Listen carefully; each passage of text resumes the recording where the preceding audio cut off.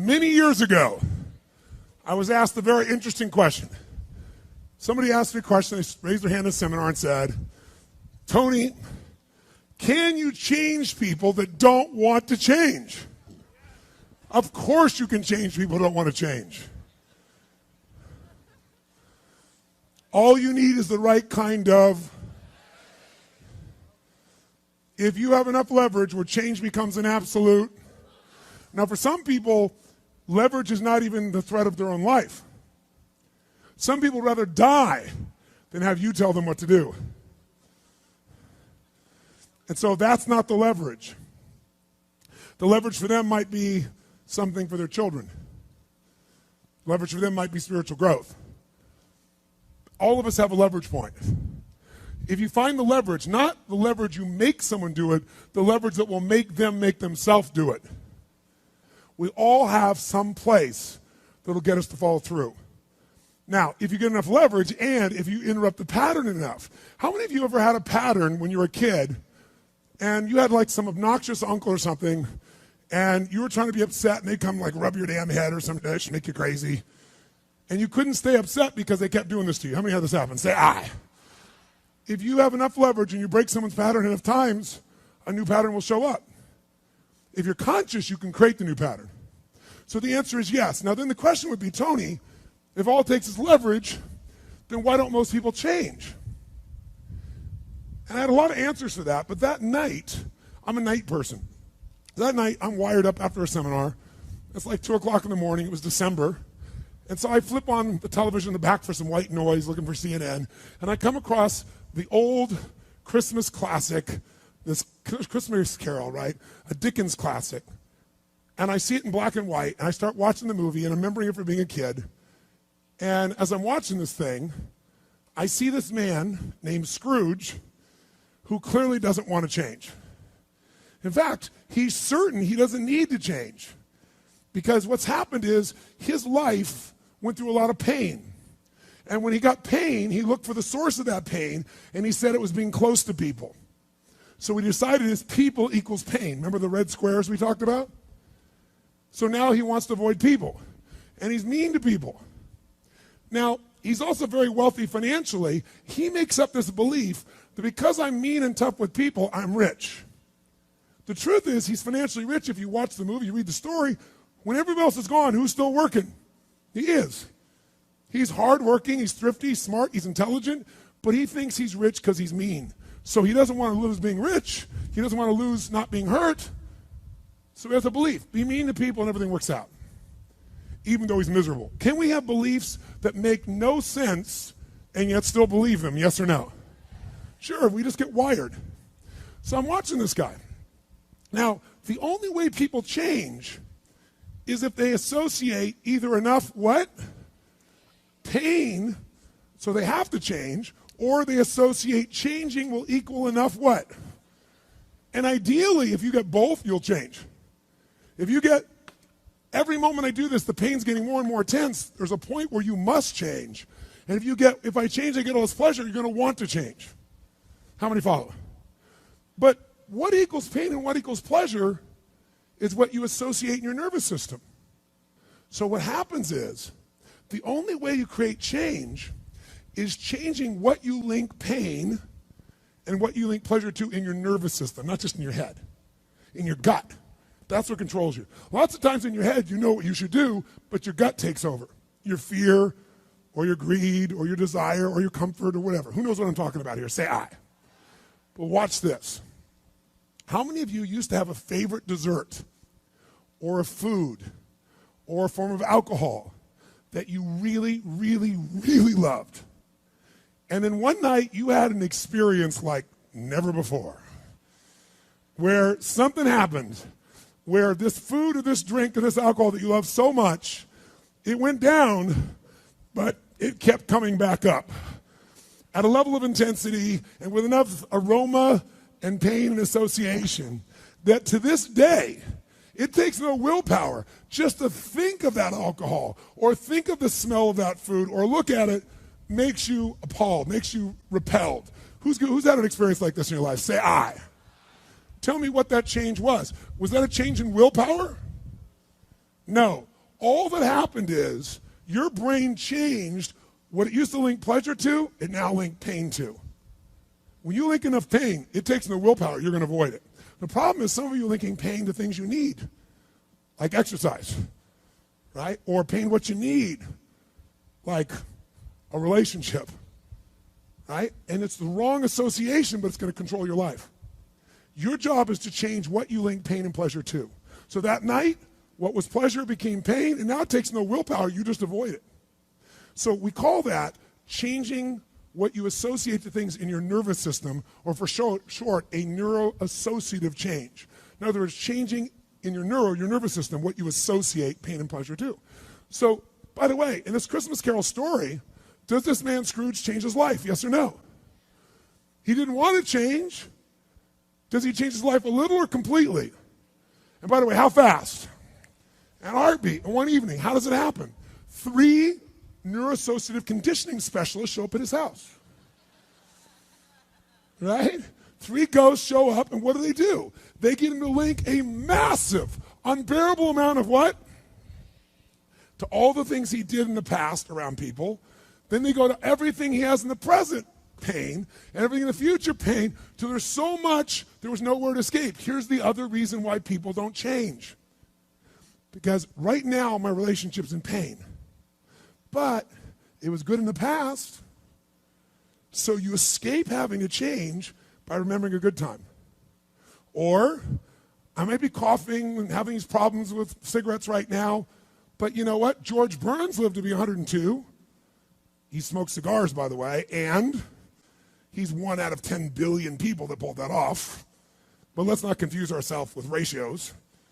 So you make up what the future is. If your present is painful, you can escape to the past and get out of the pressure to change. How many follow this? Say I. Or you can escape to a future because no one knows what it is for sure and you can make it up. But if your brain links, it's been painful in the what? Past, and it's even worse in the, you'll change like that.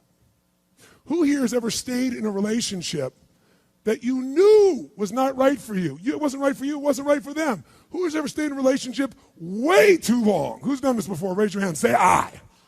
It wasn't good for you, it wasn't good for them, yet you stayed. Why? Why? Because even though it's painful in the present, what'd you do? You said, it'll get better over there in the future. Who finally changed? Who here finally changed that? Say I. How'd you do it?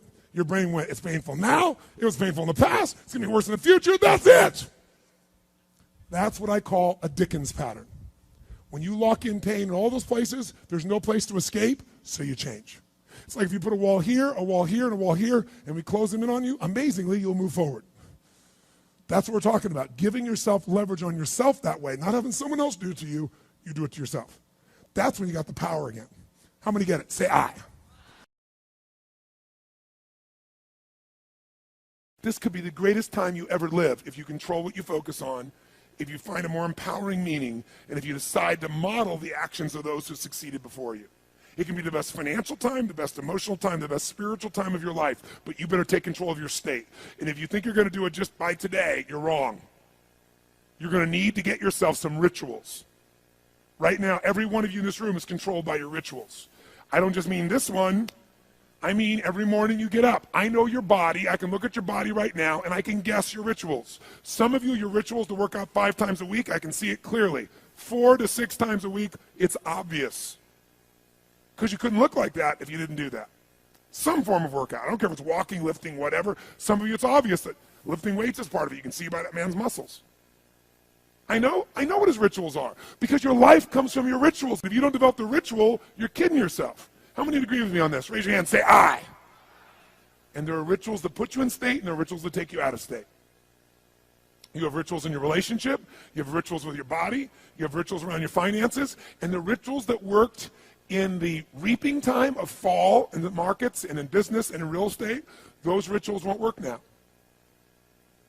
If you do the right thing at the wrong time, you get pain.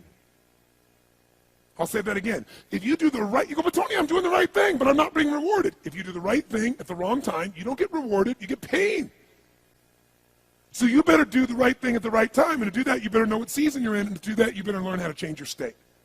How to take control of your own conditioning. That's what I live for. Does this make sense to you? Yes or no? Come on, guys. Yes or no? So now it's time to train yourself to do that. I'll show you how fast it can change. Try this just for a second. I want to show you what you can do with just focus. Try this for a moment. I'm going to give you a test. Sit up in your chair with some energy. Make sure your buddy next to you is in a strong state. If otherwise, adjust their state. Come on, change their physiology, whatever they got to do. See if they're ticklish. That might help. Now do this. I want you to look around this room right now and find everything in this room that you can find that is brown as fast as you can. Look for brown, look for brown, look for brown, look for brown. Look around you, look for brown, look for brown, look for brown. Okay, close your eyes. I'm going to give you a test. With your eyes closed now, shout out loud everything you saw that was red. If you see a lot more brown right now than red, say yes. Open your eyes. Look for red now. I want you to really look for red. Look for red, look for red, look for red. Anything you can find that's red, look for red. All around you, look for red. Raise your hand if you found more red this time and say I. Why did you find more red this time? Because seek and you shall. That's right. Whatever you focus on, you're going to find it. In fact, let me tell you something. You'll even find it when it's not there. How many saw burgundy, called it red, just so you could have more things you counted? Raise your hand and say, I, come on. See, whatever you're looking for, you're going to find. So if you want to change your life, my friends, you've got to change your physiology and you've got to change your focus. By the way, how fast can you change that stuff? How fast, my friends? How fast? How fast? Come on. In a heartbeat, once you rechange your conditioning. That's all you got to do. And you can do it fast. You can do it with a question or two. Try this right now. Answer this question in your mind and be honest. What in your life today, if you wanted to be, could you feel proud about right now? If you wanted to feel proud, if you didn't feel like, I shouldn't be proud, if you wanted to feel proud, what could you be proud of in your life today? Your children, your health, your body. Is there a problem you faced? Instead of running from it, you finally stepped up and handled it? What could you feel proud of in your life today if you wanted to feel proud? How many can think of something? And when you think about this thing you're proud of, what about that makes you feel proud? What do you focus on that makes you feel proud? How do you breathe when you really start to feel proud? What's the kind of look on your face that starts to happen when you let yourself feel proud? Yeah. How's that feel? Think of another area of your life. Think of an area of your life that you're grateful for. Or if you go, I'm not grateful. If you wanted to be grateful, what's an area you could feel grateful for? What could you feel grateful for if you really wanted to feel grateful? How many can think of something you could feel grateful for? Let me see your hands. And what about that are you grateful for? What do you focus on that makes you feel grateful? How does it feel when you're really, truly feeling filled with gratitude?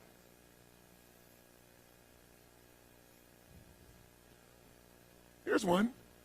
If you wanted to be excited about your life right now, and you were willing to be excited, you're willing to buck everybody else's trend, what could you feel excited about in your life if you wanted to feel excited? What could you get excited about if you really focused on it and you really took it in? And you weren't in a negative place. What could you get excited about if you wanted to be excited in your life? What could you get excited about? How many of you can think of something you feel excited about right now? Raise your hand. Let me see your hand. Say I. When you're really excited about it, what about that excites you? Or when you're really excited, how do you feel? How do you speak? What's your life like? By the way, when you're excited, does it tend to touch other people? Yes or no? Absolutely. By the way, do people have a tendency, by the way, who feels different right now than just even a couple moments ago? Raise your hand and say I. Why? Because focus is controlled by questions. If you ask a different question continuously, not once, continuously, you will get a different answer. If you ask a lousy question, you get a lousy answer and a lousy state. Somebody says, why does this always happen to me?